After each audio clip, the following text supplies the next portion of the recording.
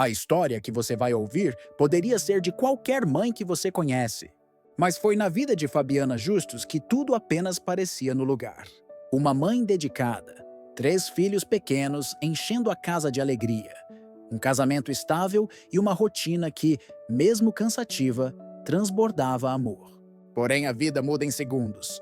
Um exame que parecia de rotina trouxe a notícia que nenhuma mulher espera ouvir: leucemia. Foi como se o mundo tivesse parado, como se o ar tivesse sumido. De repente, Fabiana Justus não era mais a influenciadora com sorriso fácil, nem a filha de um dos maiores empresários do país.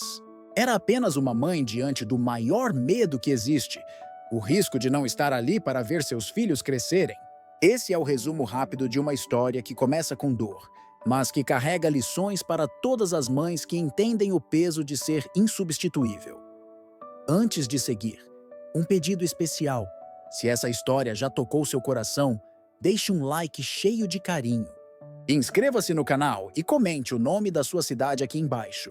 Assim, mais mães e famílias vão ouvir essa mensagem e se sentir fortalecidas. Porque o que Fabiana viveu não é só sobre ela, é sobre todas. Nós que sabemos o que é acordar todos os dias com a responsabilidade de cuidar de pequenos que dependem inteiramente da gente.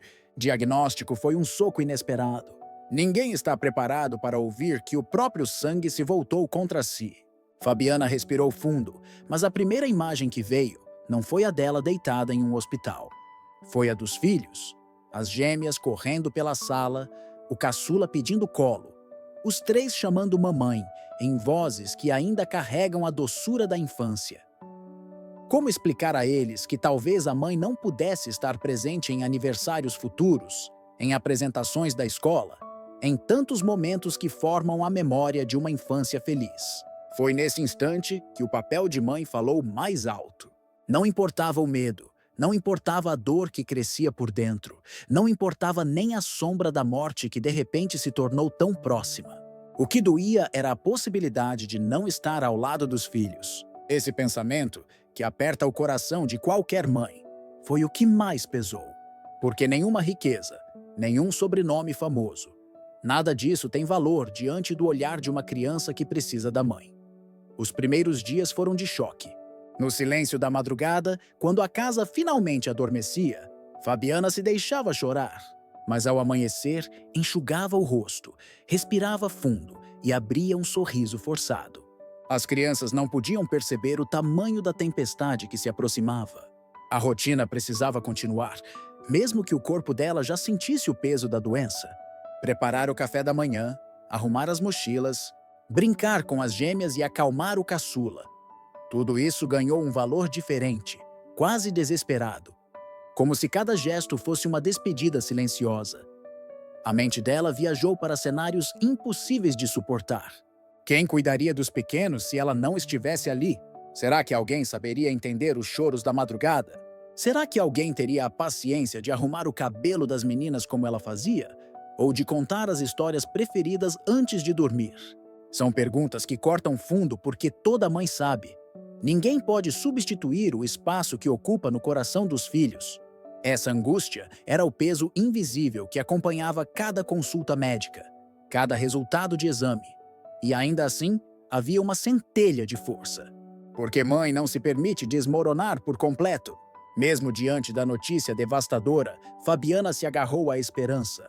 Entre lágrimas e orações, ela prometia a si mesma que iria lutar, não por ela, mas por aqueles 3 pequenos que dependiam de sua presença para se sentirem seguros. O amor materno se transformou em combustível para enfrentar um caminho de dor que estava apenas começando. O hospital, que para muitos é só um prédio impessoal, virou campo de batalha. Cada agulha, cada quimioterapia, cada noite sem dormir era travada com uma única motivação: os filhos. Eles eram a razão para suportar náuseas, febre, cansaço, medo. E nos intervalos em que conseguia voltar para casa, mesmo exausta, ela encontrava nos abraços infantis a força que nenhuma medicina poderia oferecer. É nesses detalhes que a maternidade mostra sua grandeza, no impulso quase sobrenatural de resistir só para estar presente. As mães que assistem a essa história entendem bem o que isso significa. O maior medo não é a dor física, não é a rotina de hospitais, não é sequer a morte em si. O maior medo é a ausência, é não estar ali quando os filhos mais precisam. É perder a chance de ver o sorriso depois de uma vitória simples, ou de consolar após uma queda no parquinho. Fabiana vivia esse dilema todos os dias. Lutar contra uma doença cruel e, ao mesmo tempo, fingir normalidade para não roubar dos filhos a leveza da infância.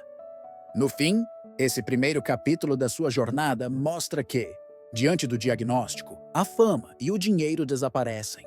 O que sobra é o instinto materno, a força que faz uma mãe levantar, mesmo quando o corpo pede para deitar. Sorrir mesmo quando o coração sangra. Acreditar mesmo quando as chances parecem pequenas. E é nesse ponto que a história de Fabiana se conecta com a de tantas outras mulheres anônimas, espalhadas pelo Brasil, que enfrentam a mesma luta longe dos holofotes. Mas aqui fica uma pergunta que não sai da cabeça. Como uma mãe encara o futuro quando a incerteza maior é se vai estar presente para ver seus filhos crescerem? Se enfrentar a leucemia já era uma batalha dura, Fabiana logo descobriu que havia um inimigo ainda mais cruel: a internet. Enquanto lutava por cada dia de vida, começaram a surgir comentários e boatos venenosos. Alguns diziam que ela tinha furado a fila do transplante por ser famosa. Outros insinuavam que dinheiro comprou prioridade, que o pai abriu portas impossíveis para qualquer pessoa comum. Nas redes sociais, frases frias se espalhavam. Com dinheiro, até saúde pública vira privada. Se fosse uma mãe pobre, já estaria morta. Era como se, de repente, a dor dela virasse combustível para a fofoca. E é fácil escrever de trás de uma tela. O que muitos esquecem é que, do outro lado, não estava apenas uma paciente. Estava uma mãe fragilizada, tentando reunir forças para continuar sorrindo para 3 crianças que ainda não entendiam o tamanho da tempestade. Enquanto ela se submetia a exames e esperava notícias sobre compatibilidade, notificações chegavam no celular. Mensagens de apoio misturadas com julgamentos cruéis. O peso psicológico era avassalador. Para apimentar ainda mais a onda de boatos, circularam até áudios falsos em grupos de WhatsApp. Neles, uma suposta funcionária de hospital afirmava que Fabiana teria pago milhões para trazer uma medula do exterior. Outro dizia que os políticos mexeram os pauzinhos para que ela fosse salva antes de qualquer outra mãe. Tudo mentira! Mas na era digital, a mentira corre mais rápido que a verdade. A crueldade não parava por aí. Transplante. Era como se, em vez de reconhecer a importância da saúde pública, o destino cruel de outras famílias fosse jogado como acusação. Isso feria, porque Fabiana sabia que não pediu para ter leucemia, não escolheu encontrar compatibilidade mais rápido. Ainda assim, era acusada de algo que não controlava. As redes sociais, que poderiam ser um lugar de acolhimento, se tornaram campo de julgamento. Para uma mulher comum já seria doloroso. Para uma mãe em tratamento, era devastador. Ainda assim, ela sabia que precisava se manter firme. Não por orgulho, mas porque ceder significaria mostrar fraqueza diante de 3 pequenos que precisavam ver nela um exemplo de força. É nesse ponto que a história deixa uma lição amarga. O câncer não é a única doença que uma mãe pode enfrentar. A crueldade das pessoas, a língua afiada da fofoca e o veneno das redes sociais também matam um pouco por dentro. Fabiana aprendeu isso na prática. E entre todas as dores, talvez essa tenha sido a mais injusta. No fim desse capítulo, fica uma reflexão direta. Você responderia ao público que tanto lhe aponta o dedo ou deixava passar? Se já era cruel ver sua luta virando combustível para a fofoca, Fabiana também carregava outra angústia silenciosa. Saber que, enquanto ela encontrava forças e um doador compatível, muitas outras mães não tiveram a mesma chance. A cada vitória parcial, a cada notícia de avanço, vinha também a lembrança dolorosa de histórias que terminaram de forma diferente. É como se a sombra dessas ausências sempre acompanhasse a luz de sua recuperação. Havia o caso de Ana Paula, uma jovem mãe de 2 crianças em Minas Gerais. Descobriu a leucemia quando ainda amamentava o filho caçula. Entrou na fila, esperou meses, mas a compatibilidade nunca chegou. O tempo foi cruel, e quando ela partiu, deixou 2 crianças pequenas que passaram a ser criadas pelos avós. O marido, perdido entre trabalho e luto, não conseguiu sustentar sozinho a dor e a rotina. O mais velho, de apenas 6 anos, ainda pergunta todas as noites: por que a mamãe não voltou do hospital? Essa é a ferida que não cicatriza, a ausência que nenhum tratamento pode substituir. Outra história ecoava nos corredores dos hospitais. A de Patrícia, mãe solo de 3 filhos, moradora de uma periferia em São Paulo.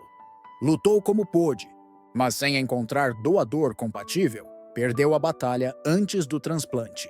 Seus filhos foram separados entre tias e parentes distantes. A infância deles passou a ser marcada não por brincadeiras, mas por mudanças de casa e saudade constante. Patrícia sonhava em ver o filho mais velho se formar, mas esse sonho morreu junto com ela. Ficou apenas o vazio de uma mãe que fez tudo e o que podia, mas que não teve a chance que Fabiana teve. E havia também a história de Juliana, do interior do Paraná. Encontrou um doador compatível na Alemanha, mas o processo burocrático e o alto custo logístico atrasaram tanto que o transplante não chegou a tempo. Ela deixou para trás uma filha de 9 anos que passou a escrever cartas para a mãe todos os dias, cartas que nunca teriam resposta. Hoje, essa menina guarda um caderno cheio de páginas onde conta como foi o primeiro aniversário sem a mãe, o primeiro Natal sem o abraço dela, o primeiro dia de escola em que ninguém apareceu para buscá-la.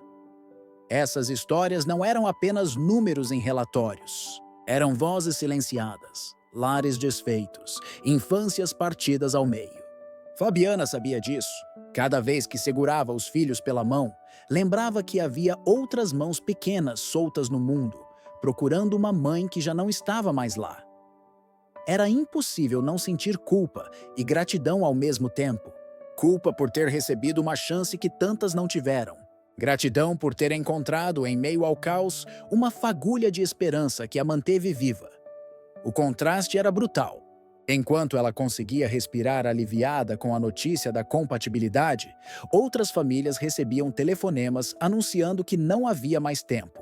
Enquanto ela era acolhida por médicos, enfermeiros e o próprio sistema público que funcionou a seu favor, muitas mães tinham suas histórias interrompidas antes mesmo da oportunidade de tentar. Essa disparidade fazia Fabiana refletir sobre o quanto a vida é injusta e o quanto cada segundo ao lado dos filhos é um milagre. E esse sentimento se intensificava a cada reencontro com os pequenos. O riso inocente das gêmeas, o abraço apertado do caçula, tudo parecia carregado de um significado ainda maior. Porque em algum lugar, naquele mesmo momento, havia crianças chorando a ausência de suas mães. A alegria dela era atravessada pela consciência do luto de outras famílias. E é exatamente aí que nasce a noção de sorte em meio à dor. Não porque a doença foi leve, mas porque, em meio a tantas barreiras, ela teve a chance de continuar vivendo para ser mãe. Essas histórias de perdas também mostravam a importância da solidariedade. Sem doadores, não há milagres possíveis. Sem logística rápida, não há futuro garantido. Fabiana entendeu que sua vitória não era apenas pessoal, era fruto de um sistema que, mesmo com falhas, conseguiu dar resposta a tempo. Mas essa mesma vitória se tornava ainda mais preciosa porque ela sabia quantas outras mães não tiveram a mesma oportunidade. Ao recordar cada caso, a pergunta que ficava era inevitável. Por que algumas mães encontram a chance de viver e outras não? A pergunta que ecoava, por que algumas mães vivem e outras não? Não tem resposta fácil. Mas no caso de Fabiana, a vida escolheu escrever um novo capítulo. Depois de meses de angústia, ela recebeu o transplante, resistiu às complicações e, pouco a pouco, o corpo começou a reagir. O cabelo que caiu voltou a crescer, o brilho no olhar foi se reacendendo e a rotina com os filhos deixou de ser marcada pelo medo e passou a ser marcada pela gratidão. Cada passo fora do hospital era uma vitória. Cada manhã em que podia preparar o café da manhã, arrumar as mochilas ou apenas assistir aos três brincando no chão da sala parecia um presente. Não era exagero, era a consciência de que poderia não estar ali. Essa superação não veio sozinha. Foi sustentada por médicos que se dedicaram sem descanso, por enfermeiros que acompanharam cada detalhe, por técnicos e voluntários invisíveis que fazem o SUS funcionar. Em um país tantas vezes dividido e injusto, a sobrevivência dela foi também uma prova de que o Sistema Único de Saúde, apesar das críticas, é capaz de realizar milagres silenciosos todos os dias. E essa era a resposta mais poderosa aos que diziam que o dinheiro comprou a chance de viver. Não, foi a estrutura pública construída para todos que lhe deu a segunda oportunidade. Quando as fofocas voltavam à tona, Fabiana não sentia mais a necessidade de se justificar. A própria vida era sua resposta. Estar de pé, brincando com os filhos, sorrindo novamente, era a prova de que a verdade venceu. Os boatos poderiam ecoar nas redes, mas os abraços que recebia em casa eram mais altos do que qualquer acusação. E no fundo, só isso importava. Ser lembrada pelos filhos como uma mãe presente, não como personagem de rumores. Esse recomeço trouxe também uma nova missão. Se antes ela era apenas Fabiana, agora